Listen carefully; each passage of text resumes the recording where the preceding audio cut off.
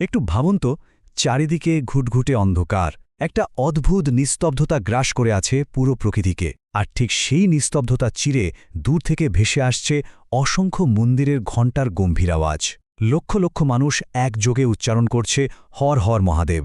এ কিন্তু কোনো সাধারণ রাত নয়। এই রাতের অন্ধকারে লুকিয়ে আছে এমন কিছু প্রাচীন, গায়ে কাটা দেওয়া রহস্য, যা শতাব্দীর পর শতাব্দী ধরে আমাদের মুগ্ধ করে রেখেছে। আজকের এই বিশেষ বিশ্লেষণে আমরা উন্মোচন করতে চলেছি সেই রহস্যগুলোকেই। চলুন গভীরভাবে বোঝার চেষ্টা করি শিবরাত্রির এই অজানা ইতিহাস আর মহিমাকে।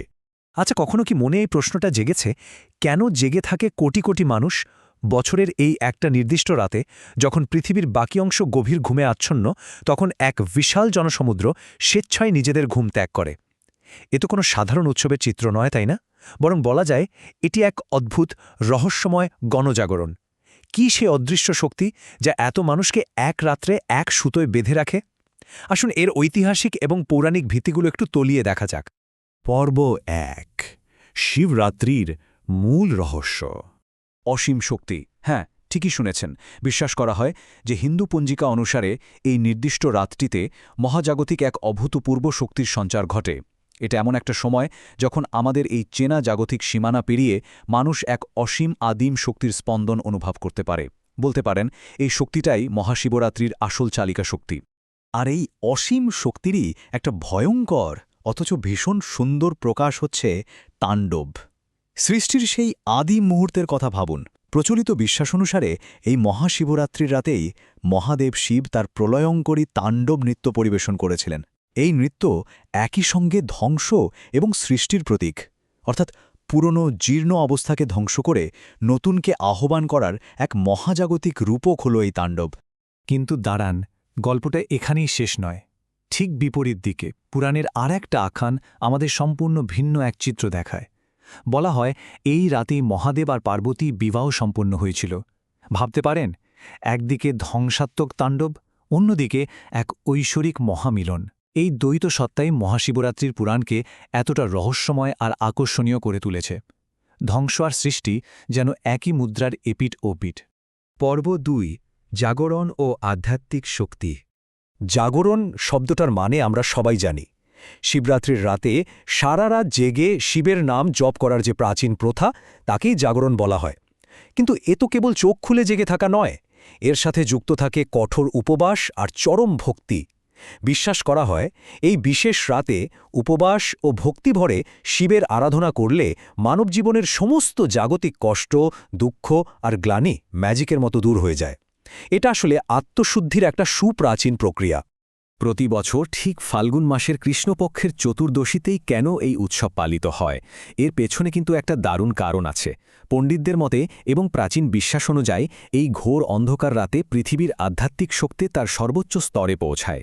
মহাজাগতিক গ্রহ নক্ষত্রের অবস্থান এমন এক পর্যায়ে থাকে যা মানুষের চেতনার স্তরকে উন্নত করতে সাহায্য করে। আর ঠিক এই কারণেই উপবাস আর ভক্তির মাধ্যমে সেই শক্তিকে নিজের ভেতর ধারণ করার চেষ্টা করা হয়। পর্ব ৩, অনন্ত আগুনের স্তম্ভ। চলুন এবার একটু পিছিয়ে যাই প্রাচীন পুরাণের যুগে। তখন ব্রহ্মা এবং বিষ্ণুর মধ্যে এক বিরাট বিতর্কের সৃষ্টি হয়েছিল। তাদের মধ্যে কে সর্বশ্রেষ্ঠ, কে সবচেয়ে বেশি ক্ষমতাবান, তা নিয়ে শুরু হয় এক মহাজাগতিক দ্বন্দ্ব। এই দ্বন্দ্ব যখন একেবারে চরম পর্যায়ে পৌঁছায়, তখন সমগ্র সৃষ্টি এক গভীর সংকটের মুখে এসে দাঁড়ায়। আর ঠিক সেই বিতর্কের মাঝখানেই হঠাৎ ঘটে এক অচিন্তনীয় ঘটনা। মহাকাশ চিরে আচমকা আবির্ভূত হয় এক অসীম আগুনের স্তম্ভ। এর তেজ আর ভয়ঙ্কর রূপ দেখে দেবতারাও একেবারে স্তব্ধ হয়ে যান। এই আগুনের না ছিল কোনো শুরু, না ছিল কোনো শেষ। ব্রহ্মা এবং বিষ্ণু দুজনেই এই অনন্ত আগুনের উৎস এবং সমাপ্তি খোঁজার চেষ্টা করেন, কিন্তু সেটা ছিল এক অসীম রহস্য যা তাদের দুজনেরই বোধগম্যতার সম্পূর্ণ বাইরে ছিল। আর জানেন তো, সেই অসীম আদি ও অন্তহীন আগুনের স্তম্ভেরই প্রতীক হল আজকের শিবলিঙ্গ। শিবরাত্রিতে যে শিবলিঙ্গের পূজা করা হয় তা কোনো সাধারণ মূর্তি নয়, তা হল সেই অনন্ত মহাজাগতিক শক্তির একটি প্রতিরূপ, যার কোনো শুরু নেই, কোনো শেষ নেই, শুধুমাত্র এক অসীম রহস্যময় উপস্থিতি রয়েছে। পর্ব ৪, বিষপান ও নীলকণ্ঠ মহাদেব। এবার আসি সমুদ্র মন্থনের সেই লোমহর্ষক কাহিনীতে। মন্থনের সময় গভীর তলদেশ থেকে উঠে আসে ভয়ঙ্কর এক বিষ, হালাহল। এই বিষ এতটাই প্রাণঘাতী ছিল যে তা মুহূর্তের মধ্যে পুরো পৃথিবী এমনকি সমগ্র মহাবিশ্ব ধ্বংস করে দিতে পারত। দেবতা থেকে শুরু করে দানব প্রত্যেকেই যখন প্রাণভয়ে কাঁপছে, ঠিক তখন সমগ্র সৃষ্টিকে রক্ষা করতে এগিয়ে আসেন মহাদেব। তিনি নিজেই সেই ভয়ঙ্কর বিষ পান করার চরম আত্মত্যাগী সিদ্ধান্ত নেন। হালাহল বিষের তীব্রতা এতটাই ভয়ঙ্কর ছিল যে ভাবলে আজও গায়ে কাঁটা দেয়। সেই বিষ মহাদেবের গলায় আটকে যায়, আর বিষের প্রতিক্রিয়ায় তার গলা সম্পূর্ণ নীল বর্ণ ধারণ করে। সেই চরম আত্মত্যাগের মুহূর্ত থেকেই তিনি পরিচিত হন নীলকণ্ঠ মহাদেব নামে। এটা শুধুমাত্র একটা উপাধি নয়, এটা মহাবিশ্বকে রক্ষা করার জন্য দেয়া এক অসীম বলিদানের প্রতীক। পর্ব ৫, বিশ্বাস, ভক্তি ও উদযাপন। আজকের দিনে দাঁড়িয়ে একবার কাশী বা উজ্জয়িনীর কথা ভাবুন, কিংবা পবিত্র কৈলাস পর্বত। এই ভৌগোলিক কেন্দ্রগুলোতে শিবরাত্রির রাত এক অন্যরকম পরাবাস্তব রূপ ধারণ করে। বিশাল উৎসবের আয়োজন করা হয়। সারা রাত ধরে বাতাসে ভাসতে থাকে প্রাচীন মন্ত্রের ধ্বনি। চারদিক ঢেকে যায় ধূপের ধোঁয়ায়। লক্ষ লক্ষ ভক্তের গভীর প্রার্থনা এক অদ্ভুত পরিবেশের সৃষ্টি করে, যা আক্ষরিক অর্থেই রোমাঞ্চকর। কিন্তু আসলে এই এত বড় আয়োজনের চূড়ান্ত লক্ষ্যটা কি? বিশ্বাস করা হয় যে শিবরাত্রির ঘোর অন্ধকারে গভীর ধ্যানমগ্ন হলে মানুষের মন অদ্ভুতভাবে শান্ত হয়। জাগতিক কোলাহল পেরিয়ে মানুষের ভেতরে এক প্রবল ইতিবাচক শক্তির সঞ্চার ঘটে।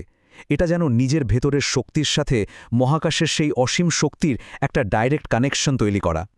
সবশেষে একটা প্রশ্ন দিয়ে আজকের এই বিশ্লেষণ আমরা শেষ করব।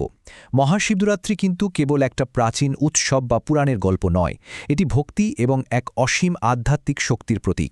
কিন্তু প্রশ্ন হল, হাজার হাজার বছর ধরে বয়ে চলা এই অনন্ত মহাজাগতিক শক্তি কি আজও এই আধুনিক পৃথিবীতে আমাদের চারপাশেই নীরবে বিরাজমান? অন্ধকার রাতের সেই নিস্তব্ধতা হয়তো আজও আমাদের কানে কানে সেই উত্তরটাই দিয়ে যায়।